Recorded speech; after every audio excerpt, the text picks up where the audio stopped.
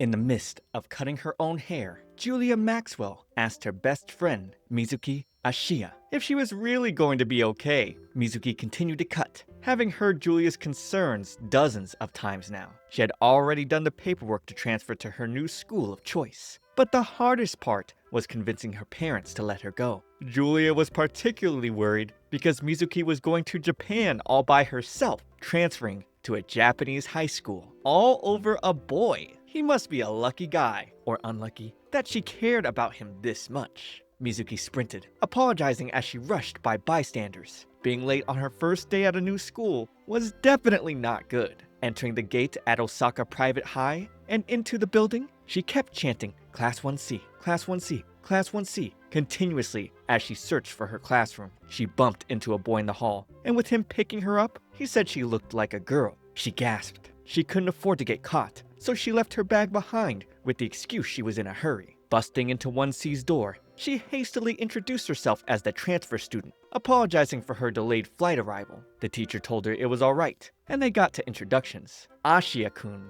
transferred here from America. The boys thought it was so cool. Then, the boy from earlier placed her bag on her head. She couldn't believe it was Izumi Sano, the whole reason she moved here. She gushed, just watching him enter the classroom. During break, Mizuki stared in awe at her classmates. While she prepared herself for this, attending an all-guys school was something else. She felt so lucky to be in the same class as the boy she liked. While Sano's friends were trying to chat with him, she interrupted, suddenly telling him she liked him, and asked to be his friend. He got thrown off, and all the friends went, "Oh!" Mizuki wondered if she said something weird. He told her, "Sorry, but I'm not into that." Oh, I get it. They think Mizuki is a gay guy. She tried to clear up the misconception, but he just cut out of class. Mizuki wasn't going to give up though. She crossed the entire ocean to be here. Seeing her chuckling, the guys definitely thought she was a weirdo. Shuichi Nakatsu thought she was a funny guy. He's never seen someone confess right after they transferred. She assured him she was just trying to make friends, and sighed, thinking Sano must hate her now. Nakatsu promised her, no worries. Sano was just sulking. Introducing himself, he claimed no one was quicker on their feet than him at Osaka High. Despite being a first year, he was already a forward. They called him the soccer team's fiery young lion. She meekly greeted him back, and he told her, no, all wrong. No one their age had any business being so mousy. After class, Nakatsu led her to the dorms. Since they were both in dorm 2, Mizuki was surprised that the school had 3 dorms, but it made sense since there were lots of kids here on sports and liberal arts scholarships. Nakatsu being one of them. He got in on a soccer scholarship. He suddenly grabbed her shoulder, wanting to get the scoop about what everyone was talking about, her living abroad. He wanted to know if it was true they went harder over there. She gave a soft response, answering everyone was different, and Nakatsu understood. She hadn't done it yet. Nakatsu thought it was important for guys the same age to know where they stood in matters of their privates? What is bro yapping about? I never had these conversations with the boys as a freshman. Dr. Hokuto Umeda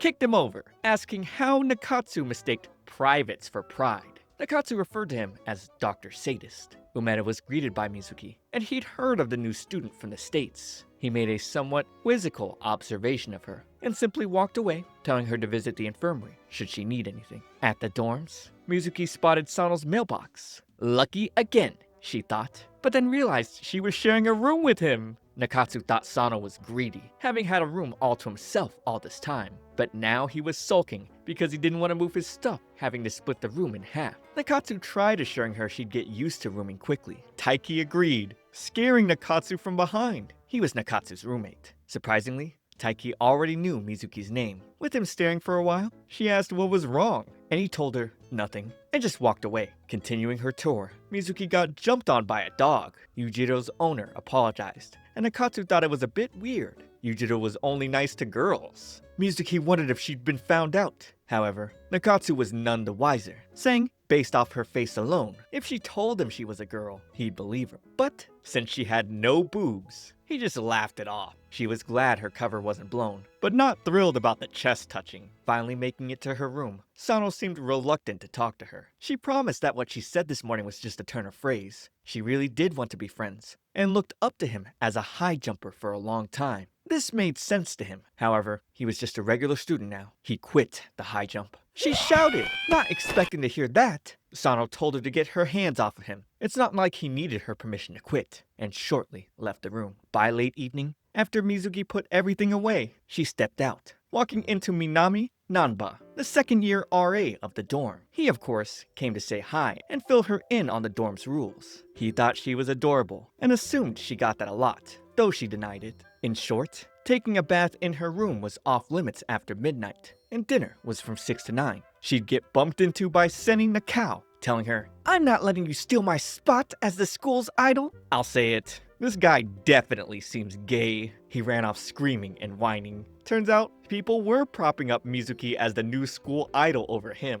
Other guys were even buying prints of her candid photos? What? I have never been to an all-guys school. Is that it? Are they just all gay? Nanba scolded the seller, telling him to stop taking pictures that violated people's privacy. Mizuki was starting to rethink her decision to come here. Nanba then asked Mizuki to let it slide. It's not like there was much else to do here. Nikatsu came by looking for her. He wanted to invite her for dinner and warned her about talking to Nanba, saying, "A doll like you could get pregnant just talking to the likes of him." Alright, yup, that's where this anime is going. Mizuki ended up stepping away outside, having caught a glimpse of Sano. She observed him up close. He looked like he was dozing so soundly. A tennis ball dropped. It was Yujiro, wanting to play. She tried to shush him and threw the ball so she could sit beside Sano. She poked his cheek, uttering she really did love seeing him do the high jump. She caught him before he could fall over and wake up, but he'd fall over again, this time onto her shoulder, and she'd blush. The happy dog would join in next, and Sano woke up, surprised he was on top of Mizuki. Luckily, she was able to put the blame on Yujiro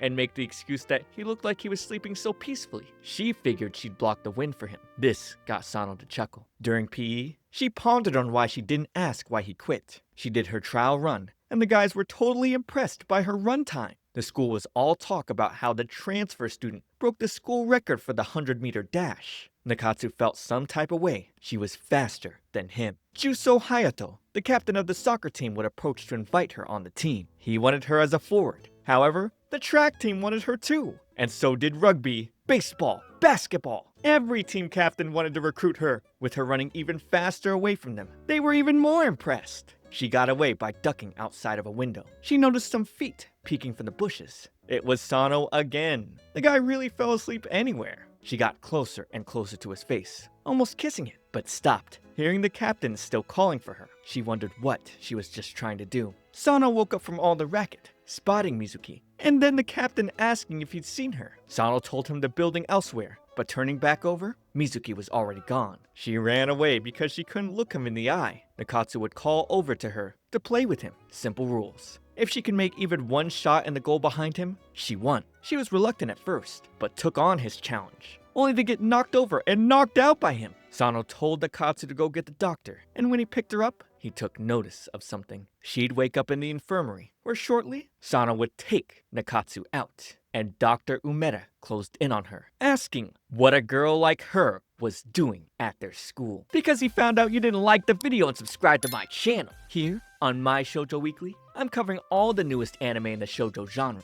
Looking for more? Check out my completed series playlist on the main channel. There's tons and tons of hour-plus long content that you can play and keep the bad thoughts away. So come on, hit that subscribe and I'll be your guy. While visiting her grandma in middle school, the TV blared as the announcer introduced the only first-year middle school student favored to win the high jump, Izumi Sano. Mizuki at first thought he wouldn't be so impressive, but she went flush. It turned out to be the first time she saw beauty in the way someone jumped. Turning back to the present, she had no idea what to do getting caught. Sano saved her by coming back into the room with her bag. Either way, the doctor was looking forward to their next meeting. Heading back, she started thinking about how someone must have carried her. Sano came to mind, making her blush, but she assured herself it was nothing romantic. Back inside her room, she noticed Sano was already knocked out. She began to contemplate on how to deal with the doctor. Whilst Sano was thinking about the moment he picked her up, he had no doubts, wondering if he really was the only one who's noticed. He couldn't make sense of it. On their way to class in the morning, Mizuki and Nakatsu noticed guys crowding around the bulletin outside. Mizuki jolted back, seeing a photo of Sano on top of her, with the headline, "Breaking! The new transfer student's a dangerous pretty boy." Seems like the usual photo guy was up to his usual antics. Sano quickly tore it down and tossed it into the trash. He scolded Wataru, telling him the next time he tried to pull some crap like that, he'd pay. Mizuki observed the whole scene, and Wataru seething after. She socked him in the face,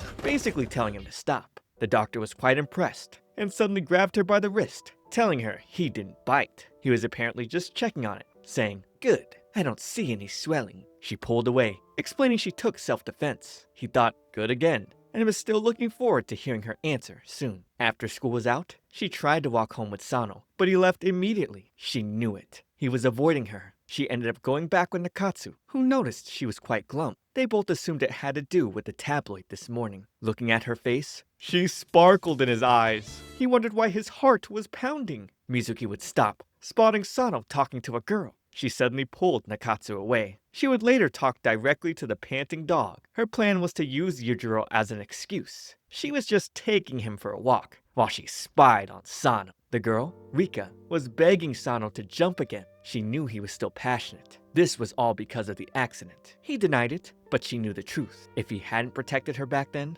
that never would have happened to him. But he told her his leg was already fully healed, and that had nothing to do with it. Quitting the high jump was his decision. Yujiro suddenly barked and dragged Mizuki out in an embarrassing fashion. She went, "Gosh, Yujiro's been insisting on taking the strangest routes on these walks. He's such a handful. Goodbye." She had a somewhat sad look shortly after. She thought the two seemed like a couple. She had no idea he had gotten into an accident. She felt like she didn't know enough. She wanted to learn more about Sano. And he, of course, appeared overhead. Walking back together to get dinner, she nervously asked about the girl from before. She told him she was really cute. Rika was just a girl he knew from middle school though. Mizuki was surprised to see that, despite Yujiro not liking guys, he liked Sano. It made sense though, since he's the one who found him. It was just after Sano moved into the dorm half a year ago. The animal shelter was trying to cart away this puppy. Two men were forcibly dragging it along, but he kept digging his paws. Before Sano knew it, he had Yujiro in his arms and was begging the janitor to keep him. Yujiro had been living with the woman and her daughter, but the woman's new husband didn't like dogs. Bruh.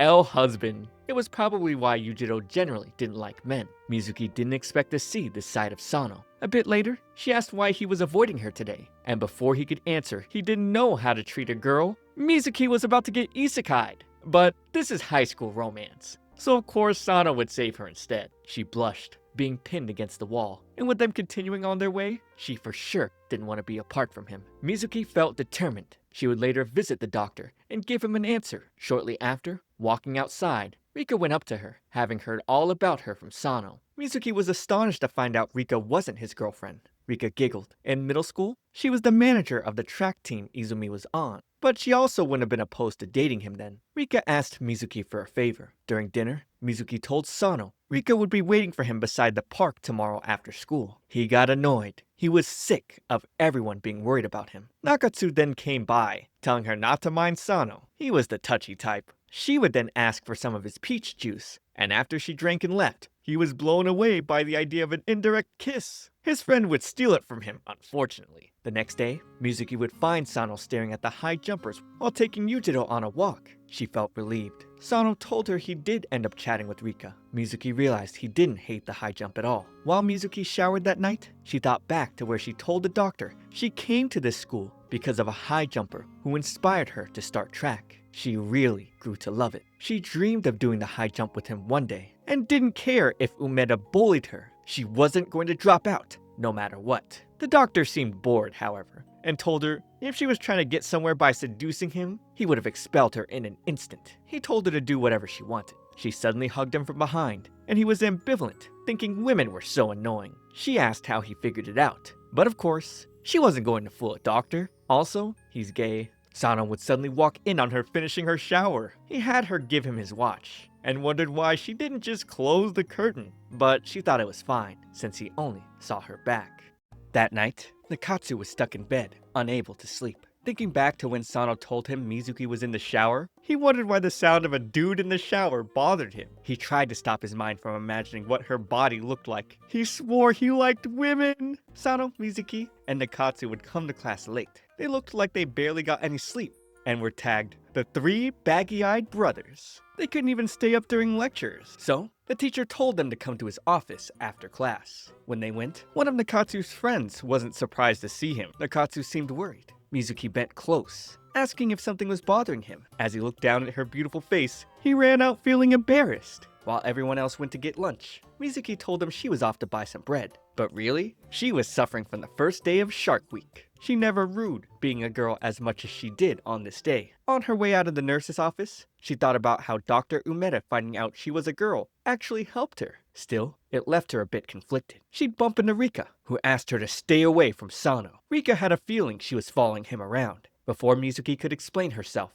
Rika shot at her. "You don't know anything!" This Sano, who quit high jump, who couldn't win. This wasn't him, but Mizuki told her she was the clueless one. Just because Sano wasn't jumping didn't mean he was worthless. She didn't care for his fancy titles. She just loved seeing the way he jumped. Enraged by her words, Rika was about to hit Mizuki. That's when Sano would show up, stopping her. Rika claimed she was doing this all for him, but when did he ever ask her for that? The reason he couldn't jump was that he choked under pressure, and she knew this well. He told her to never come back here, then stormed off with Mizuki. Mizuki pulled away, scolding him for talking to Rika like that. But at this point, he didn't care anymore. On her way to her room, she'd collect a package waiting for her. Noe and Sakemi saw her with the box, and immediately reminded her they were buddies. These two guys just want to share of whatever was in it. Shortly after, she'd seen Nakatsu pacing in front of her door. He turned his back to her while telling her that he wanted to share some sweets his mom brought. Seeing how Mizuki's eyes lit up, Nakatsu thought she was so cute. Entering her room, she opened her box, which was filled with all kinds of snacks. Sakemi and Noe would help themselves to the ones they wanted. Luckily, there wasn't anything incriminating inside. While looking through the rest of the box, a photo of Julia dropped. Nakatsu assumed she was Mizuki's girlfriend, but he'd be relieved to hear they were just best friends. There was something else wrapped tightly with a letter attached to it. Reading the letter, she got a bad feeling about this. But before she could stop the boys, they tore the package open, revealing a dress. She played it off, claiming it was a silly joke from her brother. Sano then walked in, dropping his bag on the table and ignoring Mizuki. He'd quickly leave to take Yujiro on a walk. After a call with Julia cheering her up, Mizuki was determined to fix things with Sano. As soon as he got back, she tried to spark up conversation, but he barely replied to her before completely ignoring her again. She wouldn't let up though. She'd keep trying to talk to him at any chance she got. It had been 5 days since their fight. She tried everything, but nothing was working. Slowly, she was starting to lose hope. When Sano got back to the room, she tried striking her conversation again, but all she got were dry answers. Mizuki explained that this reminded her of newlyweds fighting. Sano was fed up. Pinning her back against the wall, he asked her if she knew why he even spoke to Rika like that. Did she ever think anything through? He then stormed out of the room. Nakatsu was thinking about how jealous he'd been when Sano walked past him. Sensing something wrong, he rushed into the room to meet Mizuki. Unable to hold it in any longer, Mizuki broke down in front of him, tears flowing endlessly. Nakatsu wanted to hold her, but he couldn't. So, he'd pat her head, telling her to let it all out. At the same time, Sano didn't get how he was the only one getting so worked up about this. Everything was so messed up. Getting back to the room, he saw Nakatsu's shoes at the front of the door and turned back immediately. The next day, Mizuki's eyes were so swollen that she couldn't get out of bed early, thanks to all the crying. Nanba approached her from behind, and seeing her red eyes, he offered to hear her out. Nakatsu would confront Sano on the rooftop, asking how he felt about Mizuki, so far as it meant she wouldn't cry like that again. Nakatsu didn't mind becoming gay. Bro is so desperate to find an excuse. Buddy, if you want to be gay, just be gay. Sano told him to stop butting in on what he didn't understand. He caught a glimpse of Mizuki and Nanba, so he bolted off to save her from that womanizer. But when he got down, they were nowhere to be found. Wataru knew where they were, but only wanted to spill it in the photos he'd release tomorrow. But under the pressure of Sano's threats, he confessed the two had gone to the student council room. Rushing off, Sano wondered why he was so bothered in the first place. Getting to the council room, he'd find Mizuki and Nanba having coffee. As Nanba stepped out, he warned Sano to stop bullying their idol. Sano would then explain to Mizuki why he quit jumping. The district qualifiers were a special meet. Doing well there earned you a recommendation to a famous track and field school. In middle school, he thought it was his last chance. But one night, he'd save Rika from getting isekai'd. If he had really tried, he might have been able to avoid that. But he hesitated for a moment, which was the reason he choked under pressure. However, Sano's mindset had changed. He wanted to try jumping again. He wasn't about to let himself live with regret a second time. Mizuki was so happy that he told her this. She ended up crying like a baby. He'd pull her close, comforting her. Mizuki blushed hard. Then, she asked what made him change his mind. He thought it was best to try and take it seriously. This made her question if he wasn't trying his best at jumping before. He'd walk away at the sound of the bell, thinking she was so dense. In the locker room after practice, Sano would see a towel and a bottle of water with a note saying, "Good work." He already knew who this was from. Entering his room, he handed Mizuki a bottle of juice, and she was happy to see that he noticed her little gesture. Then again,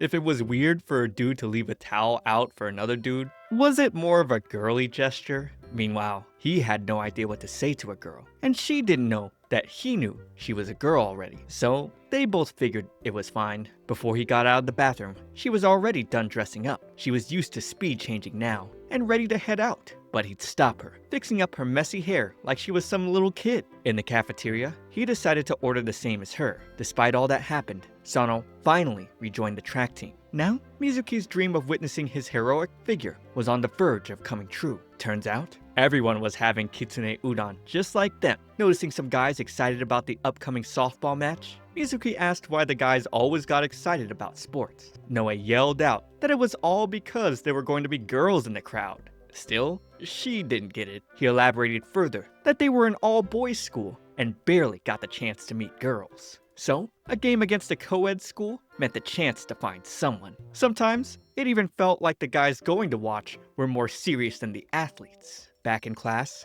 Nakatsu was trying to pull himself together. He was blushing hard, overthinking how to talk to Mizuki, but he worked up the courage to ask her if she'd come cheer on their school during the soccer game. He was overjoyed, hearing her agree to come. Everyone else seemed confused by his behavior. The excitement got wiped off his face when Mizuki showed up with the rest of the guys. What did he expect? As the match started, he was determined to score shot after shot to show off his good side. After the match, Mizuki congratulated him on winning. With her cute charm, she said, "You were really cool out there." And this got him so thrilled, thinking she was the only one on his side. Kagarazaka would then approach Sano, hearing that he was back on the track team. They had once fought over the gold medal in high jump. He teased Sano, asking if he could jump now, or whether he'd get spooked and run again. Mizuki wasn't about to let that slide. She called him back, telling him that he was the only scared boy on the block now that Sano was back with the track team. Then, it clicked to her that she must have sounded girly right now. Luckily, he wasn't onto her. He didn't care much, but was looking forward to meeting Sano again, and the little Missy. Back in her room, Mizuki was pissed. Kagura was such a jerk. Still, she had never heard of him before. According to Sekime, he was so good that no one his age could beat his records. That was until Sano showed up 3 years ago. Since then, Kagura saw him as a rival. However, Sano didn't pay him any mind. Mizuki was so angry thinking about it, she couldn't even do her homework. Sano then let her know the shower was free to use. Looking back at her, he told her she looked like a monkey, and it was all because of that stunt she pulled. But he would thank her nonetheless. She thought he was so coy. Shortly after, they were staring at a box of lemons Kayashima's family sent. Even if they used the lemons for cooking and tea, they still wouldn't finish it all. The next day, Mizuki showed Nakatsu a way to use the lemons by trying them in a hot pot. While thinking about having a hot pot party, Kagura would meet her and ask where the track team practice was. He couldn't believe she was a guy and could have sworn she was a chick. She wasn't about to tell him anything, so he'd lift her onto his shoulder, forcing her to become his guide. Getting into the track field, Mizuki apologized to Sano, explaining that Kagura just grabbed her. Sano told Kagura to kindly put her down. He was upset, but Kagura didn't get why. Once Mizuki was put down, she slapped Kagura super hard. Before he could retaliate, Sano stopped him, asking him to back off. Asking to borrow Mizuki next time was the last straw. Sano grabbed his shirt, but Kagura did the same, vowing to crush him with everything he had. That was if he was even worth it in his current state. Mizuki wanted to talk back, but Sano shut her up. Why was he letting Kagura talk to him like that? She couldn't stand it. So, she yelled that the likes of him could never crush Sano, and he better remember that. Kagura wasn't fazed, until she called him a stumpy-legged kitsune. The last one got Sano giggling, though he tried to hold in his laughter. Even in the cafeteria, the thought of it still got him laughing. Later that evening, Mizuki went to check on Yujiro. Petting the dog, she told him about the first time she saw Sano on TV, and she was in awe. That was the first time she saw beauty in the way someone jumped. Right around then, she got into a fight with a friend in class. Every time Sano hit another personal best, she got into a little rush, feeling like she could try her hardest too. The friend from back then was her best friend now, and the one who made it possible by giving Mizuki the courage to talk to Sano Unbeknownst to her, he was close by, listening to everything she said. He'd walk up, asking her to come with him tomorrow, so he could show her his high jump. The next day, nothing but joy filled Mizuki. She could hardly believe she was about to see it with her own eyes. If only it were what she expected. Sano messed up the jump. He kept trying, but the results were the same, always hitting the bar. She begged him to stop. He felt pathetic. He couldn't even clear a mid-height jump like this. Her hands held his tightly. With her trembling voice, she promised he'd be able to jump perfectly again. He told her a guy in high school shouldn't be whimpering like this. She gave him this chance, a way forward for him, not running from his past. She was the one who showed him how to face the high jump again. So, he asked her to get it together. In the infirmary, Umeda explained to her that Sano was suffering from something mental. His body remembered the intense pain it experienced, and so it acted unconsciously on its own, trying to avoid it more. Suddenly, he'd come from behind the curtain in a ridiculous outfit, telling her it was dance time. They apparently loved the show he put on in it at his college reunion the other day. Changing back, he told her to stop overthinking. Everyone had obstacles that they themselves must overcome. It was then that they most needed someone who was waiting and ready to catch them. Mizuki didn't know if she could do that, so he told her to start with what she could. Thinking of how to cheer up Sano, she'd bump into Nakatsu, causing him to spill the items for the hot pot party tonight. Sekime then came in with drinks, and with the stove ready, they were all set. During the party, Mizuki poured a grape drink for Sano, where shortly after, he decided to step out. His head felt heavy. Something wasn't right. Mizuki would decide to go check on him, seeing that he hadn't returned yet. At the same time, Nanba came across the guys having the hot pot party, and his eyes caught the sight of the bottle of wine that had been uncorked. It seemed to be the gift meant for Umeda. Mizuki got into the room and noticed Sano's face was red. She wondered if he was sick. He'd lean in, causing her to back up against the cupboard. Still out of his sense, he'd suddenly kiss her.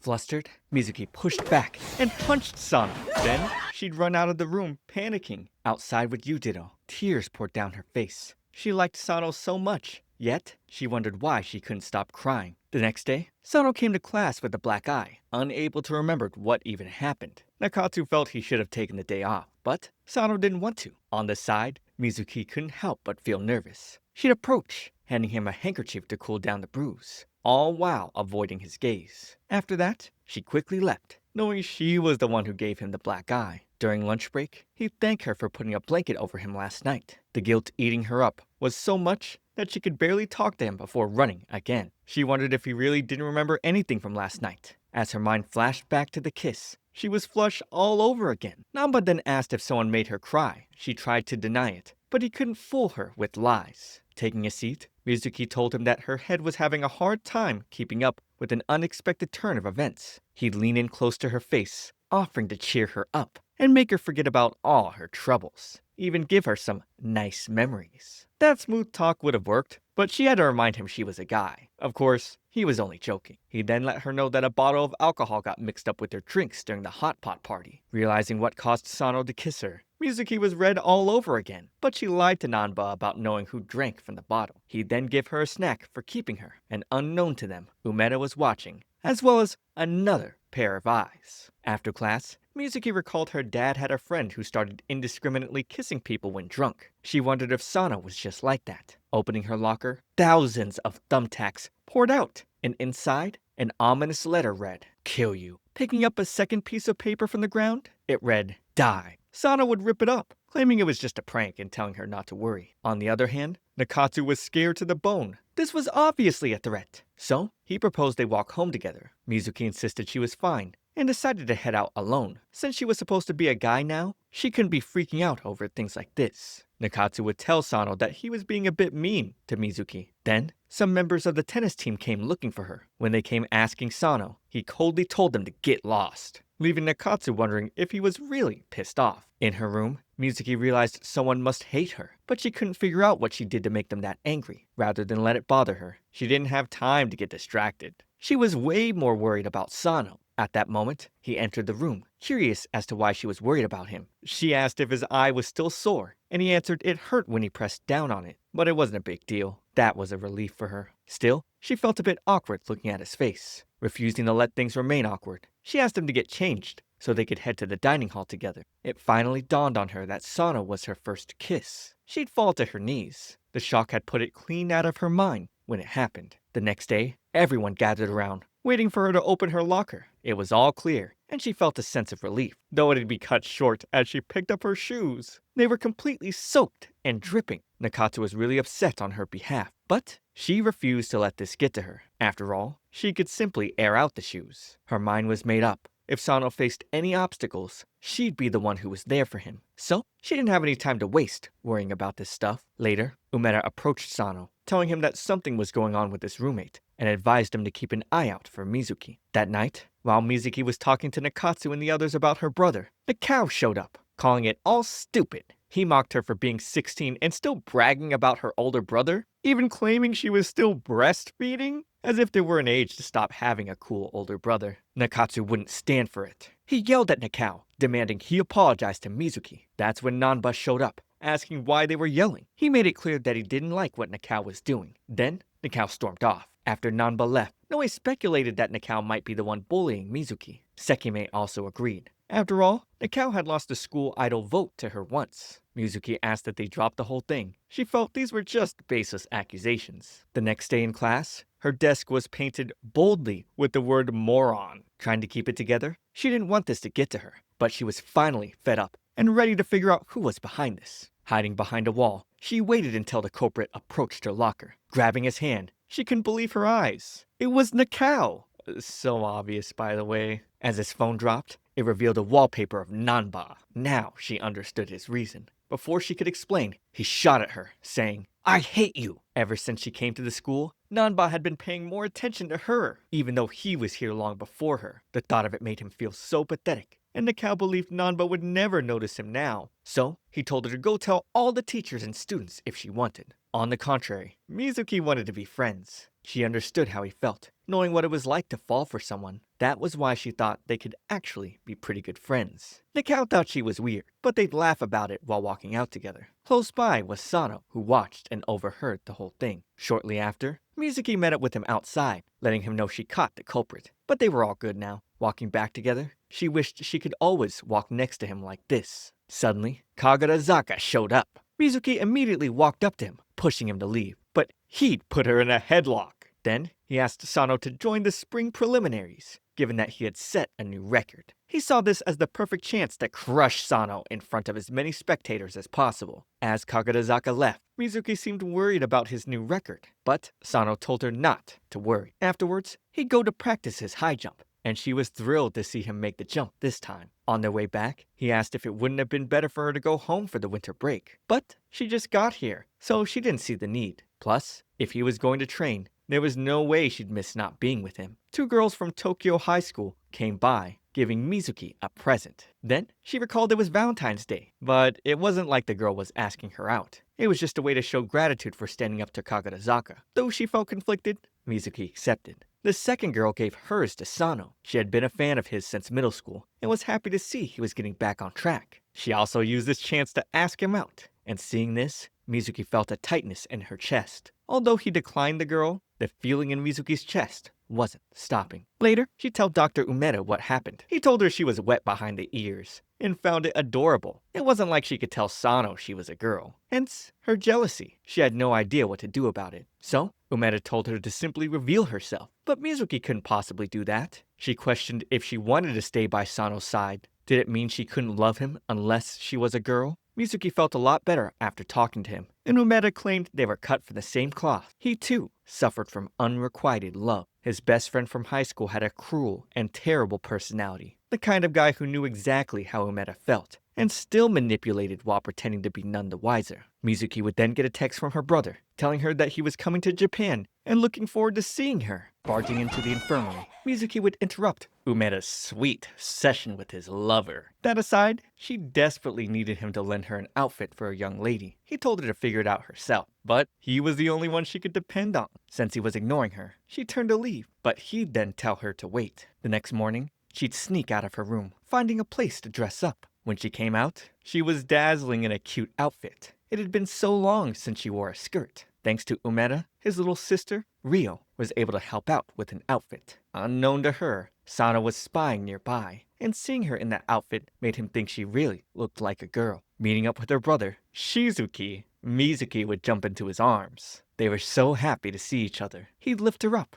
giving her a kiss on the cheeks. And now, everyone was staring at them. Oh god, is this for the brother lovers? Seeing she cut her hair, Shizuki was moved to tears. He really loved her hair. They'd stop to get drinks. There, he told her he was in Japan on an exchange program between their office and Japanese medical schools for 2 weeks. For these 2 weeks, she'd have to keep him from knowing she was attending an all-boys school. The whole thing was still getting to him. She told him she was old enough to make decisions for herself now. When he asked if she met the famous high jumper, Mizuki quickly excused herself and decided she'd show him around Tokyo next time. Her brother always had a thing against Sano, so it was best to keep her mouth shut. In school, while Mizuki and Nakao were chatting away, Nakatsu was filled with jealousy, wondering when they had gotten so close. Pouring out his troubles, Nakao complained about the cold reply he got from Nanba this morning. Mizuki totally understood how he felt. If your crush was curt with you, it could throw your whole day off. To him, they were the only ones who knew what this felt like. But Mizuki didn't know actually how he felt. Nakatsu would interrupt them,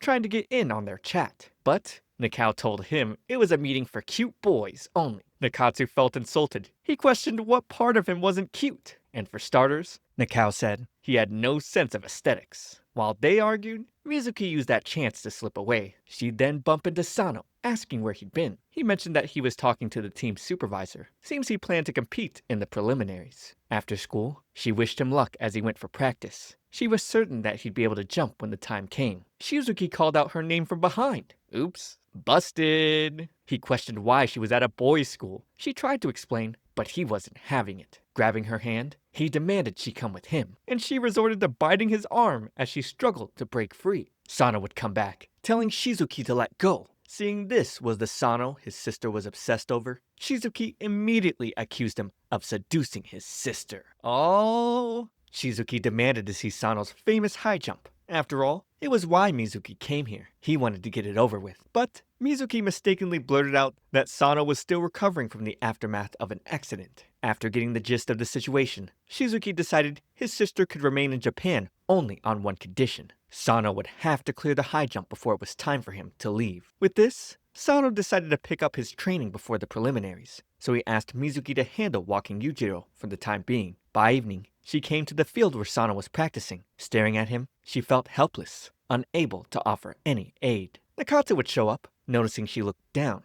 but she assured him it was nothing, so he invited her to hang out once she was done walking Yujiro. Shortly after, they'd stop by a restaurant where he'd treat her to as much as she wanted. He usually came here, but it was his first time bringing someone. He was kind of feeling homesick. When he first came to Tokyo, he was the only one from Osaka. So, whenever he felt really alone, he'd come here, reminding himself that he wasn't alone. The okonomiyaki tasted just like home. Those words moved Mizuki, and she thanked him. Getting back to the room, she tried not to wake Sano, but he could smell the food she was carrying. She had brought some okonomiyaki for him. As he sat to eat, she mustered up the courage to wish him good luck, saying that one little thing took so much thought and energy for her. He told her it was the least she should be saying to make the jump worth it for him. However, his first goal was to beat Kagarazaka. Her thing was secondary. So he asked her to stop endlessly worrying and cheer up. Despite just eating, he asked if she wanted to get dinner. He was going to need a lot more energy for what was at stake. The next day, Shizuki was walking around the school grounds in a dark suit and shades, thinking this was the best disguise. However, Umeda and everyone else noticed him. He stood out like a sore thumb. Umeda would ask if he needed help, and when Shizuki mentioned his sibling attended this school, the doctor figured he was Mizuki's brother. He'd be invited into the doctor's office. There,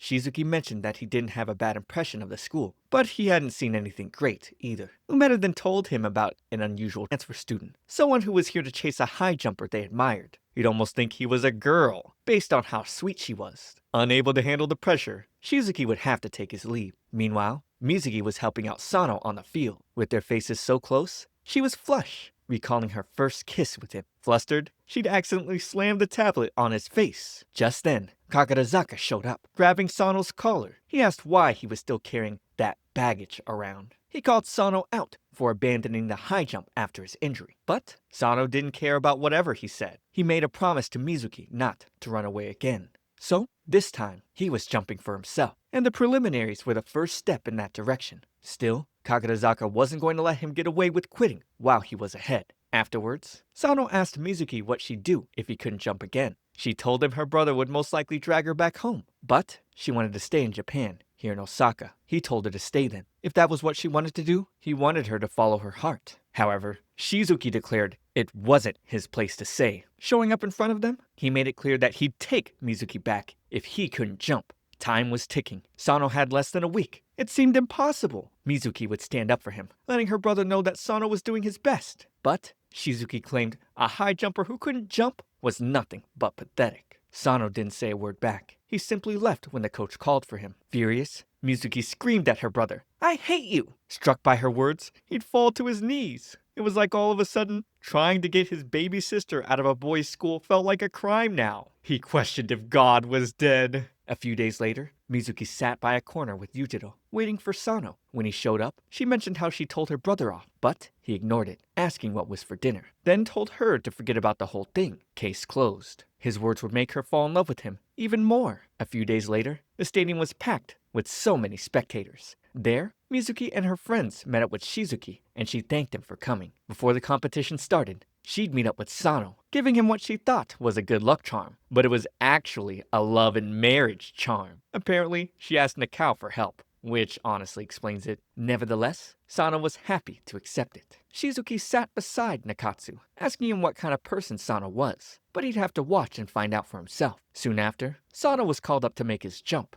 Mizuki prayed desperately for him as he took off, and taking off, Sano floated beautifully midair, and once he landed, the bar was still in place. He made it! Seeing that, Shizuki would take his leave. Filled with so much joy, Mizuki couldn't stop crying. Sano would embrace her warmly there, until the referee broke them up. As far as high jumps went, his was still pretty low, but his form was better than anyone else's. This was still just the beginning. Kakurazaka would tell him to stop spacing out and work his way up until Sano was on par with him. Though he didn't express it well, he too was rooting for Sano. After the competition, Mizuki got a text from her brother asking her to at least come home for Christmas and New Year's. Unfortunately, Sano didn't make it past the preliminaries, but it was still a huge step for him, and as of today, Mizuki was a second-year student at Osaka Private High School. Mizuki was met with bad news with the term coming to an end. Dorm 2 was undergoing renovations, so they were all asked to go home for summer break. Nanba came by, explaining that the deteriorated water pipes needed to be replaced. In the cafeteria, Mizuki looked so dejected. All this after she made a big scene with her brother about not going back home. She didn't like the idea of having to go back to the States. While lost in thought, Sano smacked her head, telling her to eat her food properly. Staring at them, Noe said Sano looked like a mother cat, diligently grooming her kitten. Feeling embarrassed, Sano decided to head back to his room. Mizuki wanted to follow behind, but he'd tell her to stay back and finish her food. The others felt he changed since she showed up. It was like he was more cheerful and less guarded about his emotions. Unlike before, when he used to keep the guys at arm's length, he was much more closed off then, and that had him and Nakatsu butting heads all the time. Though it was more of Nakatsu refusing to let it go. Either way, Sano's aura and vibe weren't so bad now. Soon after, Nakatsu came to Mizuki's door, trying to convince himself that nothing was weird about this. He told himself he just wanted to invite her to his place if she had nowhere else to go. He was inviting her to hang out together, eat together, bathe together. He was losing his mind over the fact he might be gay. Sano would approach behind him, so they'd enter the room together. Gathering the courage, Nakatsu asked Mizuki if she'd be okay staying at his place. It was in Osaka, and they had plenty of spare rooms. He was certain his mom would welcome her. Not wanting to risk getting found out, she would have to decline his offer. As he left the room, he sank to his knees, completely heartbroken. Meanwhile, Sano then invited Mizuki over to his place. However, they'd have to share a room. But since they'd already been doing that, he let her know she wouldn't need to worry about being considerate. So, she decided to give it some thought. By nighttime, Mizuki hadn't thought of anywhere she could go. So, she forced herself to sleep. Hours later, Sano was shocked to see her go into his bunk, lying down beside him. You'd think she'd be a little more cautious. He tried to wake her up, but she'd lay her hands and chest on him, leaving him in a tight situation. By morning, she was startled seeing him next to her. He explained that she sleepwalked into his bed, and she apologized. Realizing she wasn't wearing her binder, she feared he might have found out. She'd tell him that they were both guys. In other words, it shouldn't have mattered. However, he barely got a wink of sleep. It was insane how unguarded she was. Later, At the infirmary, Mizuki offered to do any kind of chores for Umeda if he would let her stay at his place. He refused, mostly because starting tomorrow, he'd be off on a passionate vacation to a southern island. The hot soul of the southern lands was beckoning him. Just then, Rio walked in, looking completely pissed off. She reminded her brother that today was the end of term ceremony, and she hadn't been able to reach him. He was supposed to help out at the Hayama boarding house. As Nanba walked in, calling Umeda his uncle, Mizuki was shocked at how familiar the three of them were with each other. Nanba was their nephew, which made Rio his auntie, even though she was much younger. Nanba would tell Umeda that his mother was pestering him about the Hayama boarding house thing. The doctor, however, had no plans of setting foot there. That was until he heard Nanba's mom was coming here to pick him up. He was out of there on the double, telling his nephew to send his regards to the demon witch. And just as he got to the door, the said witch was right there. Talk about bad timing. Frightened, he backed up as Io pressed him, asking where he was going. As she grabbed him by the throat, he finally spilled he was going to the southern islands. She thought he was heartless. She'd been asking him to keep this summer open for over a year, but he was just being cruel. She could hardly believe they were related. He called her a dirty hag in his head, and ended up roping Mizuki into this, saying she was itching to work for Io. Scanning Mizuki's face, Io seemed to like her. Mizuki reminded her of when she used to play dress-up with Umeda. As she turned back, the doctor was already gone.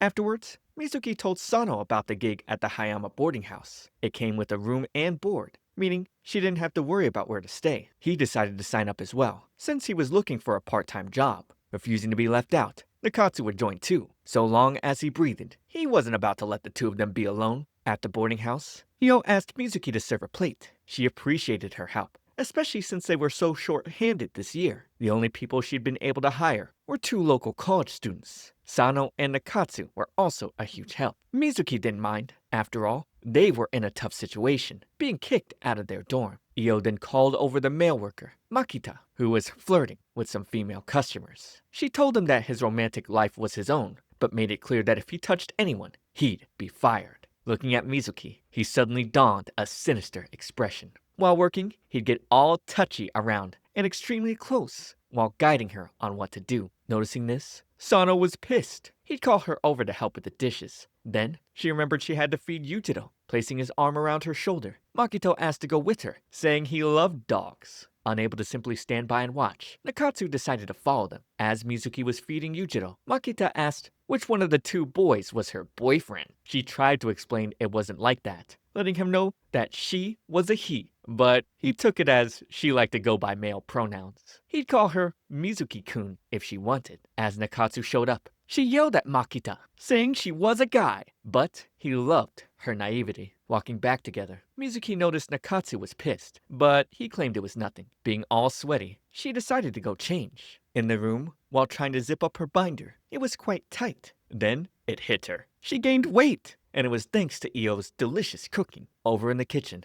Nakatsu asked Sano if Makita pissed him off. He hated the way he was all creepy around Mizuki, and it made him worry. Sano told him it was none of their business. Hearing that, Nakatsu was hurt. Unlike Sano and Mizuki, who shared a room, he got a single, making him feel lonely. He'd run away, crying. Makita then came in, and Sano's expression switched up. Makita admired the way they were all close friends, but Sano definitely didn't like this guy. The following day, Mizuki was stunned, seeing the name of one of the guests they'd have to attend to. It turned out to be Kagarazaka and his family. Seeing Mizuki and her friends, Kagarazaka already assumed the food here would taste awful. Nakatsu called him an idiot for saying that, but he'd end up getting scolded by Io. Then she apologized on his behalf and assured Kagarazaka that all meals were prepared by her. Seeing her pretty face, he was flush. Then she mentioned that his reservation was for 4 people. Apparently, his family's temple had a sudden change of plans, so he was here in his parents' place. Taking notice of Sano, his sister freaked out. She couldn't believe he was real. Her brother told her that he had made a comeback, but she never would have imagined running into him here. She introduced herself as Tamami, and she'd been his fan ever since her first year of middle school. Embarrassed by her, Kagarazaka would drag his sister away. Meanwhile, his baby sister, Kiyomi, would mistake Nakatsu for her older brother. Mizuki would then carry the little girl to her room. She'd accidentally walk in on Tamami getting changed. Luckily, it was just a swimsuit. Tamami would then invite Mizuki in. She was so happy about meeting Sano, and was glad she forced her brother to bring her here. Their folks wouldn't let her come with just friends, since she was just a second year in middle school. Staring at her chest, Mizuki was quite jealous. Tamami asked her if Sano had a girlfriend. Flustered, Mizuki answered that she didn't know,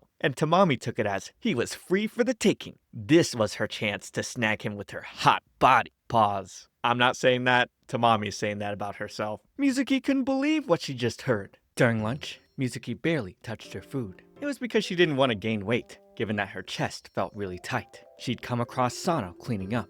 But before she could say anything, Tamami rushed in, hugging him from behind. He explained that he was working and asked her to get off, but she refused. Mizuki, who was staring speechless, was interrupted by Makita, asking her to help change the light bulbs at the entrance. Suddenly, a sharp pain hit her chest, and she passed out. Sano would rush to the scene, carrying her away, but it only served to make Makita's suspicions grow more. When Mizuki came to, she recalled she couldn't breathe all of a sudden because of the tight binder she forced herself to wear. Sano suggested calling a doctor, but she insisted she was fine. So, he asked her to just rest for the day while he returned to work. Realizing he was leaving, she suddenly held him back. Getting flush, she apologized and felt embarrassed. He leaned in, asking if she wanted him to stay, and with her blushing hard, she nodded in agreement. He'd agreed to stay, at least till she fell asleep. Meanwhile, Nakatsu found himself at the door, overthinking whether or not to go in. He felt he would be a bother, but at the same time, if he didn't check on Mizuki, he'd be too worried to live.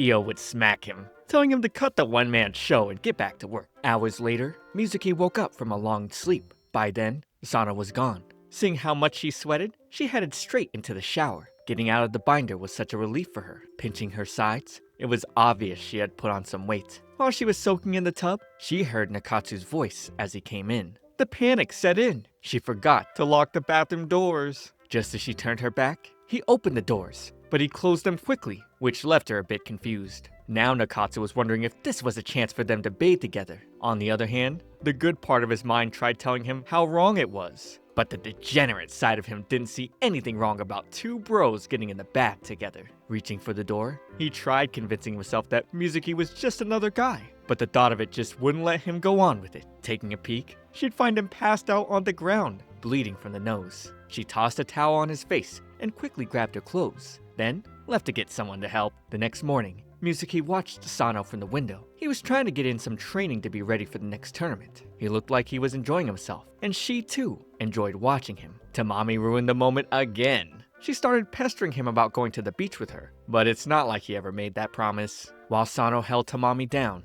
Makita approached Mizuki. Sano quickly noticed, looking at the two of them. Makita would give him a sinister smirk, and Sano didn't find it funny one bit. Makita was going to buy some stuff later, so he asked Mizuki to tag along. As he left, she was approached by Kagarazaka, who was curious as to who Makita was. He pointed out that they seemed to be hanging out a lot, so he asked her about Sano. She told him it wasn't like she and Sano were together all the time, and that they had different work tasks. But he thought it was unlike her. Even though Tamami was annoying, Kagarazaka felt Mizuki was more of a loose cannon. He actually appreciated that side of her and told her to stop looking so down. She teased him about trying to cheer her up, but he tried playing the "I don't care whatever happens to you two." She then mentioned he must have a thing for Sano, and embarrassed, he made it clear he liked women. Either way, he let her know that he didn't like Makita's vibe. Shortly after, Mizuki helped Makita take out some groceries from the car. She thought he was a really nice person. She and Sano finally got a break, and just as she left to get some drinks, Tamami came bothering Sano again. Makita came over, saying Mizuki looked like an abandoned kitten. He offered her a drink, asking her to share the break with him. Seeing how nice he was, she just couldn't think of him as a bad guy. While they chatted away, Sano kept watching them as Tamami kept giving him a world of trouble. Later at night, Io told them they'd be able to go to the beach the next day since they were taking a special break between guest checkouts. Back in her room, the thought of going to the beach excited Mizuki, but she wondered if she'd even be able to get into the water. Sano then asked if Makita had done anything weird to her. He was worried. Makita was being all touchy, putting his arm around her shoulder, but she claimed he was just being friendly. She obviously had no idea what he was after, which was why Sano was trying to warn her. Still, she insisted it was normal to be friendly like that back in the States. She then complained about the way he was being all friendly with the big-chested Tamami. She stormed out of the room. With her back against the door, she regretted her words. It wasn't like they were lovers, and she didn't think they could become like that. After all, she was a boy right now. Looking at her chest, Mizuki noticed something. The binder probably wasn't tight because she gained weight, but probably because she got bigger there. She was over the moon, but this wasn't the time. She couldn't properly enjoy it. At the beach the next day, She happened to be the only one wearing a sweater. Nakatsu questioned it, but she said she was just playing it safe. Mayumi and Io met up with them, and the ladies were looking pretty. Then, Nakatsu just had to run off his mouth, talking about how Io's hat gave off her age, and how it was screaming she'd rather die than get the slightest tan. So, he'd get knocked down to the hot sand while everyone else ran off to have fun. As everyone played beach ball in the water, Mizuki could only stand and watch. Shortly after, while staring at Sano in the water, she thought about how they hadn't talked since she crashed out. She approached him, apologizing for what happened yesterday. Before he could get a word in, you guessed it, Tamami came running to him again. Kagarazaka needs to put a leash on this girl. Mizuki decided to leave, but Tamami would drag her to the side, asking if Sano hated the color orange. Because of her orange swimsuit, of course. Being a nice person, Mizuki told her he'd like girls in bright colors, and assured he wouldn't have a problem with it. With the brightest smile, Tamami thanked her. Mizuki just couldn't bring herself to hate the girl. Afterwards, Mizuki went off looking for Nakatsu and the others. Some guys approached her, trying to get her attention, and obviously she wanted nothing to do with them and tried walking away, but they dragged her back. Sano caught sight of what was happening and quickly ran to save her. Before he could get there, Makita showed up, taking her away from the guys. He warned that standing around looking lost would have other guys swarming her like flies. Katsu showed up shortly after, and she left with him. In the end, Sano couldn't do anything, only glare angrily at Makita, who seemed to enjoy toying with him. During lunch, they'd serve watermelon to the guests. Carrying a tray, Mizuki took it out and met with Sano. She offered him some, and they'd sit together, eating as she blabbered about different things. He'd been thinking all the while about how to apologize for what happened last night. To think they were getting into a fight over Makita, it was ridiculous. She felt so happy hearing him say that. As she left to put the plate away, he thought she was dense, rash, stubborn, and had zero self-preservation instinct. He really had to look out for her. So many questions ran through his mind. What was he to her? When did being together become so natural? She had this soft side, but despised losing, and she was crazy enough to come here from the States, pretending to be a guy. Yet, here he was, pretending he didn't know she was a girl. What exactly was he trying to achieve? Makita would then approach, wanting to talk man to man. Ooh, is this for Mizuki's heart? Obviously. Subscribe to keep up with next week's part, but for now, watch this next video. It's me, ComfyTea. I'll see you all in the next one.